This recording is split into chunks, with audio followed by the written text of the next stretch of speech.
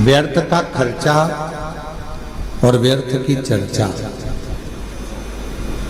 ये दोनों ही बदनामी भी देते हैं और बर्बाद भी कर देते हैं। आप किसी की व्यर्थ चर्चा करते रहो तो लोग आपको बदनामी का ठिकरा दे देंगे, इसके पास तो कोई काम नहीं है, निंदा में ही लगा रहता है, निंदा में ही लगी रहती है। तो अपनी ये मानव की जिंदगी, मनुष्य का शरीर, ये मानव की देह बड़ी मुश्किल से तो मिली है। ना जाने कितने पापड़ बेले होंगे तब जाकर तो अपने को ये मानव का शरीर मिला है। 83,99,999 जीवन को निकालने के बाद, योनियां काटने के बाद ये मानव की देह में, और 84 लाखवें नंबर की अगर ये देह हमको और आपको प्राप्त हुई है और इसको भी हमने व्यर्थ चर्चा में निकाल दिया, तो फिर ये मानव शरीर भगवान क्यों देगा? एक बहू को सास ने पानी भरने के लिए भेजा कि ये तू मटका लेकर जा, पानी भर कर लेकर आ, और वो मटका लेकर गई और मटके को फोड़ दिया। बाल्टी में रस्सी बांधकर नीचे कुएं में उतारना था, उसने मटके में रस्सी बांधकर कुएं में उतार दिया। अब मटका भरकर आ रहा था और झूलते झूलते कुएं के अंदर टकराया, फूट गया। अब जो ऊपर आया वो मटका नहीं था, केवल पानी का मुंह था वो मटके का। अब उसने सोचा कि मटका तो मेरा फूट गया, सास पूछेगी कि कहाँ गया, तो उसने वो मटके का जो मुंह था उसको सिर पे रख लिया, क्योंकि मटका लेकर आई थी तो मटके का मुंह सिर पे रख के लेकर और पहुंच गई घर। सास ने पूछा क्यों री बेटा? जल भरने गई थी तो वो मटका कहाँ गया? तो सास से कहा कि वो तो मैं जल भर रही थी तो फूट गया। तो कहा कैसे फूट गया? तो कहा तू तो पानी भरने गई थी। तो कहा मटके का मुंह बांधा, कुएं में उतारा, टकराया, फूट गया। सास ने कहा तूने बाल्टी को नहीं बांध कर नीचे डाला था? तो कहा मैंने सोचा डायरेक्ट एक ही को भर लेती हूँ, बार बार भरूंगी जाएगा, इससे अच्छा एक ही में भरा जाए। फूट गया। सास ने कहा चल अगली बार तू अच्छे से संभल के लेकर आना। दूसरी बार फिर भेजा उसको। आपकी बार लेकर चली थी तो लेते लेते जब पानी भर कर लेकर आ रही थी तो उसके सिर में चल गई खुजाल। अब सिर पे जो मटका रखा था तो उसने कहा ये मटके को पड़ोसन को दे दूं। पड़ोसन बड़ी वृद्ध थी, संभला नहीं, मटका नीचे गिर गया, टुकड़े टुकड़े लेकर वापिस आ गया। अब जब टुकड़े टुकड़े लेकर वापिस आई और टुकड़े टुकड़े लेकर जब वापिस पहुंची, फिर सास ने पूछा क्यों मटका कहाँ गया? वो तो ये टुकड़े टुकड़े हो गए, फूट गए। अब आपसे हम पूछें, छत्तीसगढ़ की जीजियों और जितने भी मेरे जीजा हुन बैठे हैं, जगह जगह से आए हुए जीजिए जीजा बैठे, आपसे हम पूछें कि ईमानदारी से बोलो, एक बार मटका तोड़ दिया, 2 बार तोड़ दिया, 3 बार तोड़ दिया, 4 बार तोड़ दिया, फिर 5वीं बार सास तुम्हें पानी भरने भेजेगी क्या? जम के तो बोलो जरा, नहीं भेजेगी। क्यों? सास को मालूम है मैं मटका देकर भेजूंगी और ये तोड़ देगी, हर बार नुकसान करेगी। इससे अच्छा है कि मैं पानी खुद भर लाऊंगी या दूसरे से भरवा लूंगी, पर इसको नहीं भेजूंगी। बस परमात्मा भी यही सोचता है, एक बार देह दी, मानव का शरीर दिया, इसने भजन नहीं किया। दूसरी बार मानव का शरीर दिया, इसने भजन नहीं किया। तीसरी बार फिर मानव का शरीर दिया, इसने भजन नहीं किया। तो चौथी बार परमात्मा तुम्हें मानव बना के भेजेगा। जब जब मनुष्य का शरीर पाया, दिन भर इधर की चर्चा, उधर की चर्चा, इधर की बात, उधर की बात, तो अगली बार भगवान ने सोच लिया कि इसको मानव बनाकर नहीं भेजना, मेंढक बनाकर भेज देना। जब व्यर्थ की ही चर्चा करता है, व्यर्थ की ही चर्चा में लगा रहता है, तो फिर इसको मानव का देह क्यों मिला? ये मानव का शरीर क्यों मिला? शिव महापुराण की कथा कहती है व्यर्थ खर्चा और व्यर्थ चर्चा। व्यर्थ खर्चा भी ऐसा ही होता है, फालतू का खर्चा कर रहे हो, यहाँ लगा रहे, वहां लगा रहे, वहां लगा रहे, अच्छी जगह नहीं लगा पाए, तो फिर तो जीवन बेकार।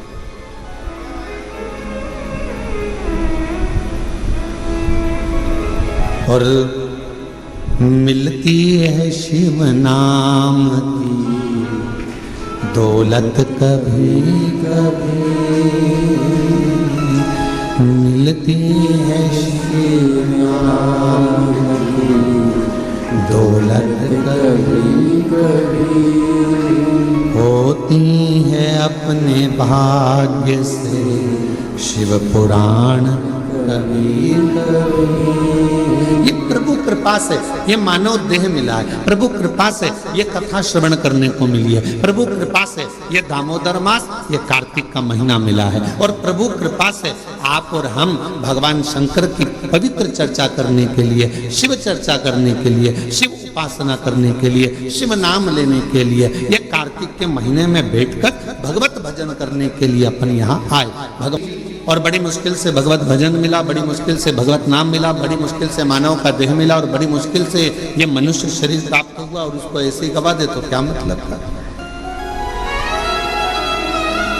वो कहते हैं ना, मैंने मानव जन्म तुझको ही इरा दिया, मैंने मानव जन्म तुझको ही इरा दिया, तू व्यर्थ गवाए तुम्हें क्या करूं, तू व्यर्थ गवाए तुम्हें क्या करूं। देखो हीरे जैसा शरीर दिया परमात्मा ने, ये शरीर प्रदान किया क्यों करा कि मानव देह मिला है, मृत्यु लोक में जाना, थोड़ा भजन करना। भगवान ने ये कभी नहीं कहा कि तू काम मत कर, भगवान ने ये नहीं कहा कि तू परिवार मत संभाल। मेरा परमात्मा सारे पुराण, सारे वेद, सारे शास्त्र एक बात जरूर कहते हैं कि मृत्यु लोक में आए हो, संसार में आए हो, तो अपने परिवार को पालना भी पड़ेगा, पोषण भी करना पड़ेगा, संभालना भी पड़ेगा, नाते रिश्तों में रहना भी पड़ेगा, कुटुंब कबीले में भी रहना पड़ेगा, सबके साथ रहकर थोड़ा सा समय परमात्मा के लिए निकालना। और मुख से जब तेरे इस मानव देह से दिन भर में एक बार भी श्री शिवाय नमस्तुभ्यम निकल जाए तो समझ लेना मानव देह कृतार्थ।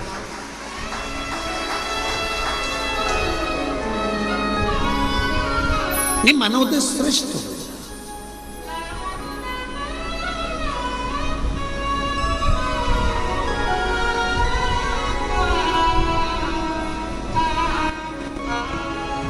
कल एक गुड़गांव से एक बहन जी आई थी, वो एक बात कर रही थी कि गुरुजी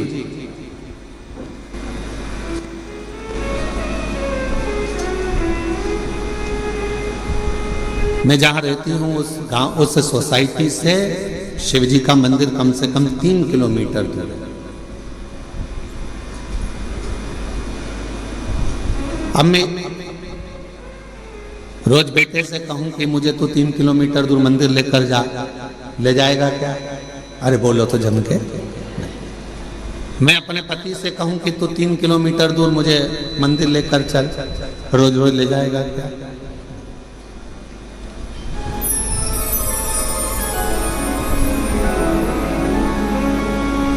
अभी हम आ रहे थे, इसके 1 घंटे पहले यहाँ पर हमारे, हम जहाँ रहते हैं कक्ष में, उसके बाहर एक माताजी बात कर रही थी दूसरी माताजी से, कहे कि मैं तो मेरे पति को बोलकर साथ में लेकर आई हूँ कि अपन केवल आधा घंटा की कथा सुनेंगे, उसके बाद आ जाएंगे।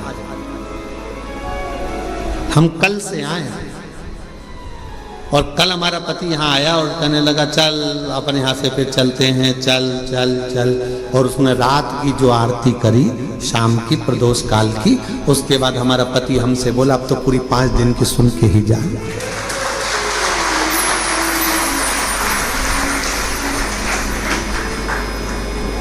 तो माताजी ने पूछा, नोएडा वाली ने, कि गुरुदेव ये बताओ कि हम 3 किलोमीटर दूर ना बेटा लेकर जाए, 3 किलोमीटर दूर ना हमें हमारा पति लेकर जाए, 3 किलोमीटर दूर बिना मैं साधन के जा नहीं सकती, और नीचे उतर के इतनी ट्रैफिक में जाऊं और कुछ हो जाए, शरीर को कोई ठोकर मार जाए, टल्ला देकर चले जाए, शरीर में कष्ट हो जाए, तो फिर मंदिर कैसे जाऊं? अब आप बताओ, आप कहते हो सारी समस्या का हल 1 लोटा जल, अब ये समस्या भी मेरी मिटा,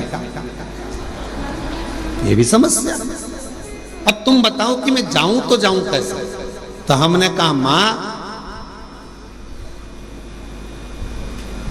शिव पुराण की कथा कहती है जब तक शरीर चले तब तक भगवान के मंदिर जाकर 1 लोटा जल चढ़ाओ, और जब तुम्हारा शरीर ही इतना भारी हो गया, चल नहीं पाती हो, जा नहीं पाती हो, तो फिर एक काम करो, अपने घर के अंदर जो शिवलिंग है उस शिवलिंग पर जल चढ़ाओ और बाबा से प्रार्थना करो कि मेरे इस जल को महाकाल राजा तो स्वीकार करना, मेरे इस जल को काशी विश्वनाथ तो स्वीकार करना, मेरे इस जल को बाबा वैद्यनाथ तुम स्वीकार करना, मेरे इस जल को हे कृष्णेश्वर नाथ तुम स्वीकार करना। करेगा वो?